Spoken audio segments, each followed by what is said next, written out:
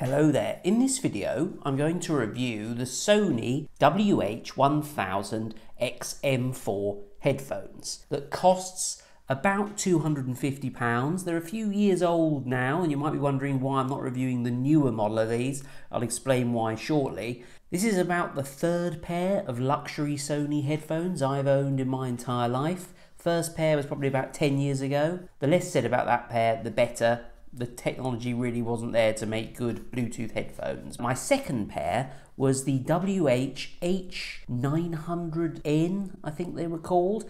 Bought those in 2018, cost me about £150.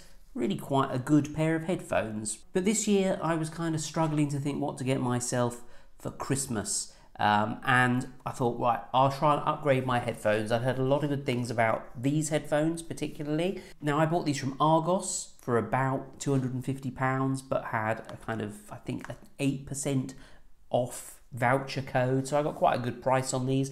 I am going to leave a link to these at Amazon down below. These are actually on a really good price. I can see at the moment, £238. So if you're interested in buying these, there'll be an affiliate link down below. To some extent, you're going to have to take my word for the quality of these headphones, because I'm not going to be able to play you the sound through them. So the first impressions of these headphones, they have a very premium quality. It's not really shiny and cheap. It's got a bit of kind of texture to it. Obviously, like all headphones, you can adjust them for head size. There's a sort of cushioning on the top, which is good quality as well. The ear cups themselves are comfortable around the ears. There are some crucial differences though between these and my previous headphones. These are less bulky and substantial, which is good in some ways because it means that when you're wearing them on your head, you notice them less. If you're the kind of person like me that lays down when you're listening to audiobooks or whatever, they're kind of less obtrusive. They're also a bit lighter, so you get less sicker wearing them. But in terms of the kind of overall look, although these do look like excellent quality headphones, I would say they look slightly less premium than those old Sony headphones, which kind of brings me on to the first reason why I'm not reviewing the XM5 headphones in this review.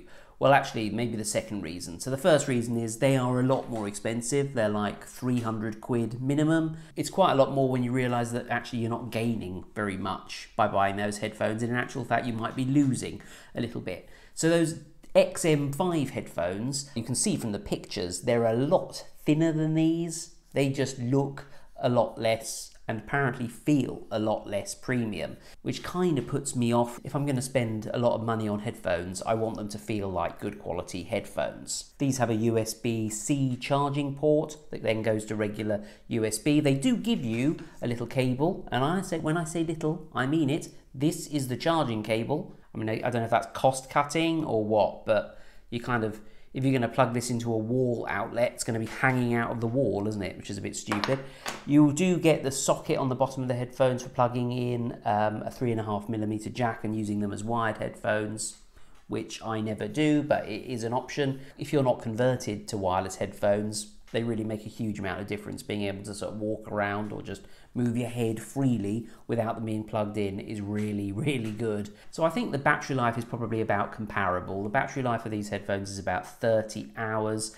The crucial difference, and one of the things that really pushed me towards actually buying these headphones in the first place, was the charging time. So my old headphones, so they'd last 30 hours. They basically took 6 hours to charge. Well, these headphones, they've actually reduced the charging to 3 hours. So they've halved it. A much more user-friendly time period to wait. And apparently, I was just reading in the blurb on Amazon that they do actually have a kind of quick charge as well. So you can charge them for 10 minutes and you get 5 hours of playback. We'll get to sound quality in a minute. I'm going to talk about another difference, which is quite spectacular. So I was always quite impressed with the noise cancelling on my old headphones. The noise cancelling on these, out of this world. You put these on and you literally can't hear people talking to you. You can't hear any ambient noises around you. And I think that maybe sort of helps the listening experience when you're listening to music or podcasts or whatever. It just focuses your attention a bit more, and I think possibly reduces the muddiness of the sound because you haven't got other things interfering with what you're trying to listen to.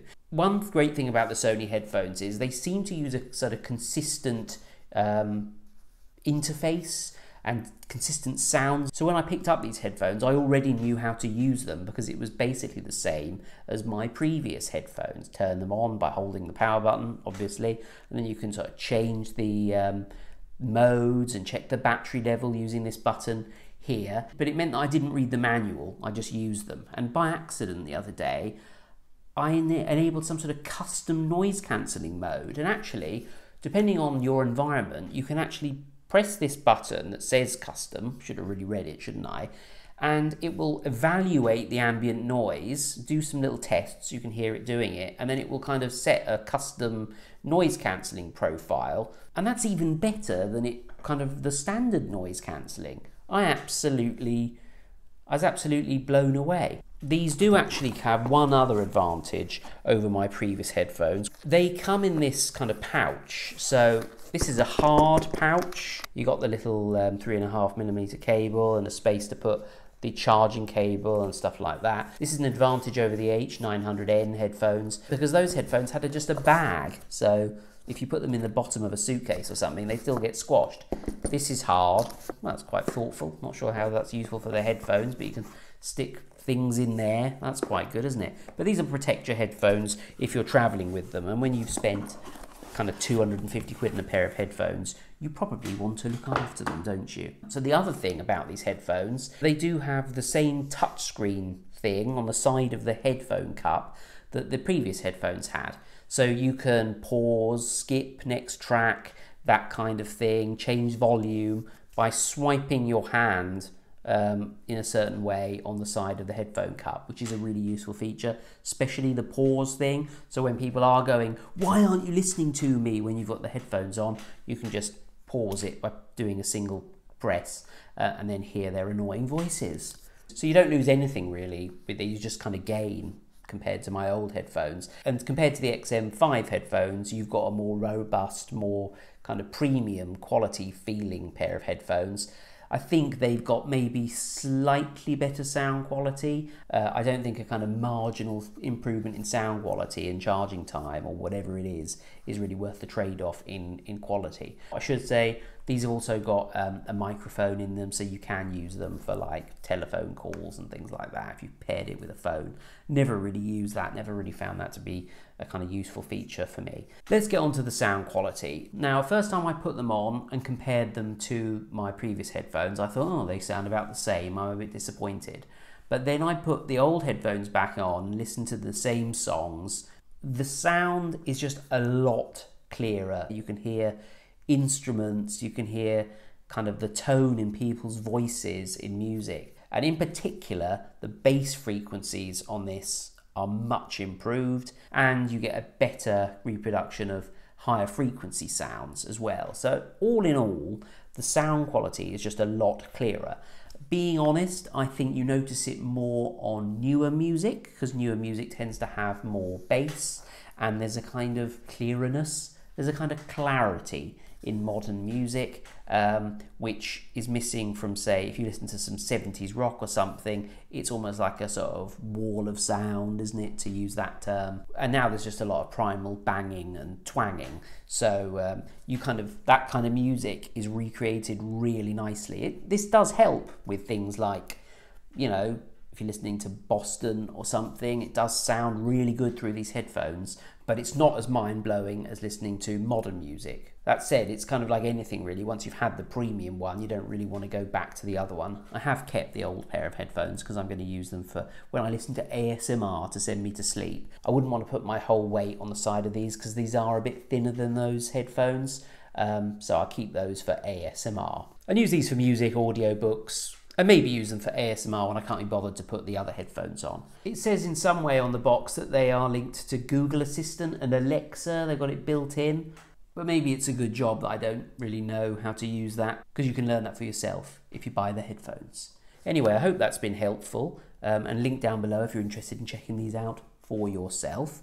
Thank you to my loyal patrons who are scrolling down the screen now, especially George Foot, Jim McKay, Jennifer Jones, Samir Al-Amar and Rob Van Eden, who are extremely generous patrons. Do subscribe if you enjoy my videos, and I shall see you next time for another one.